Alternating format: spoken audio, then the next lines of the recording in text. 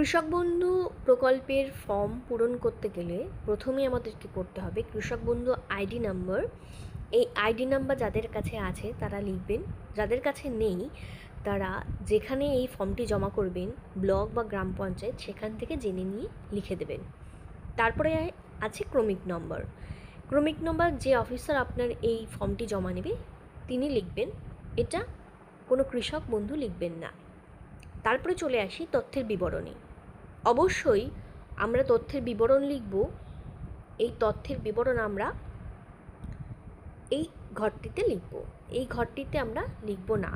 এটি আমাদের তথ্য যাচাই করে সেই অফিসার এখানে লিখবেন, সুতরাং আমরা এই ঘরটিতে লিখব। সুবিধাভোগীর নাম লিখব, যে কৃষক করতে চাইছেন প্রথমেই সেই কৃষকের নাম আমরা এখানে নথিভুক্ত করব। তারপরে সেই কৃষকের অভিভাবকের নাম আমরা এখানে লিখব, লিখে তার ঠিকানা লিখব। তারপরে জেলা, যে জেলাতে বাস করেন সেই জেলা, ব্লক, গ্রাম পঞ্চায়েত এবং মৌজা, কোন মৌজাতে তিনি বাস করেন। এই তথ্যগুলো দেওয়ার পর আমরা চলে আসব কৃষকের ব্যাংকের ডিটেলসে। ব্যাংকের নাম দিতে হবে সেই কৃষকের, ব্যাংকের নাম এবং ব্যাংকের পাসবইয়ে আছে আইএফসি কোড, সেই আইএফসি কোডটা লিখতে হবে। ব্যাংকের অ্যাকাউন্ট নাম্বার লিখতে হবে, আধার সংযুক্ত মোবাইল নাম্বার লিখতে হবে, যেটি আধারের সাথেই মোবাইলের নাম্বারটি যুক্ত আছে সেই নম্বরটি এখানে লিখতে হবে। আধার নম্বর দেব, এপিক নম্বর অর্থাৎ ভোটার কার্ডের নাম্বারটি দেব, এএসডি তালিকাভুক্ত কিনা সেটি লিখতে হবে, যদি হয়ে থাকেন ইয়েস, আর যদি না থাকেন তাহলে নো করতে হবে। এএসডি তালিকাভুক্ত অর্থাৎ আমাদের এসআইআর এর সময় একটি তালিকা যেখানে তিনি মৃত ভোটার কিনা কিংবা তার নাম কাটা গেছে কিনা, এরকম যদি আপনি এএসডি তালিকাভুক্ত কিনা বা এসআইআর এর লিস্টে আপনার নাম আছে কিনা এরকম থাকলে সেখানে আমরা ইয়েস করব।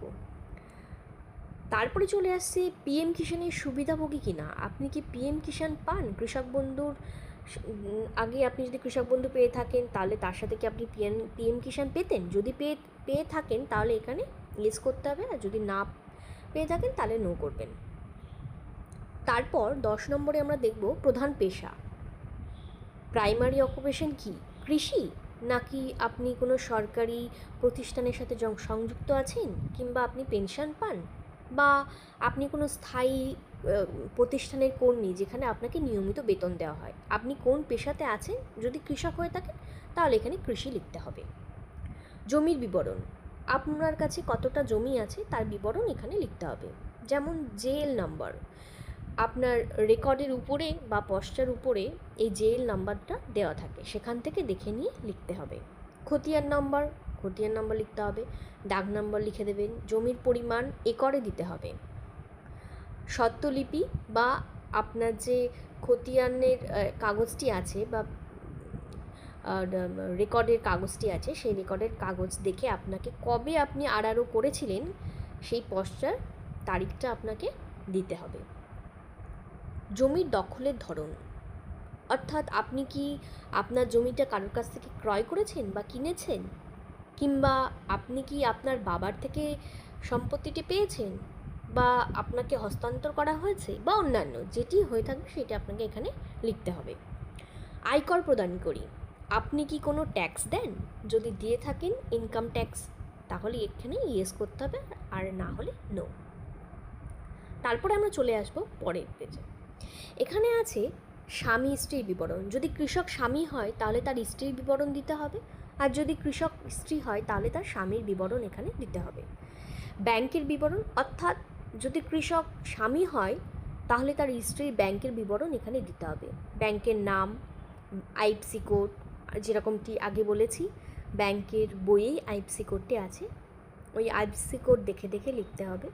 ব্যাংক অ্যাকাউন্ট নাম্বার, অর্থাৎ কৃষক যদি স্বামী হয় তার স্ত্রীর অ্যাকাউন্ট নাম্বারটা এখানে দিতে হবে, এবং স্ত্রীর আধার নাম্বারের সাথে যুক্ত যে ফোন নাম্বার সেটি এখানে লিখতে হবে।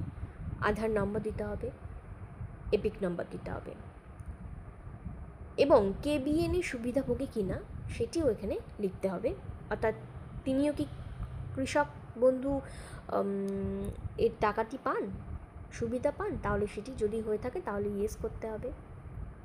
তারপরে আবার চলে আসে 19-এ, যে এএসডি তালিকাভুক্ত কিনা, অর্থাৎ তিনি কি এসআইআরের যে একটি তালিকা ছিল, সেই তালিকায় তিনি নাম আছেন কি না বা নাম নেই কি না, সেই তালিকায় তিনি থাকলে ইয়েস করতে হবে, যদি না থাকেন তাহলে নো করতে হবে। সেই কৃষকের স্ত্রী যদি সুবিধাভোগী কি না পিএম কিষাণের, তাহলে এখানে ইয়েস করতে হবে অথবা নো করতে হবে।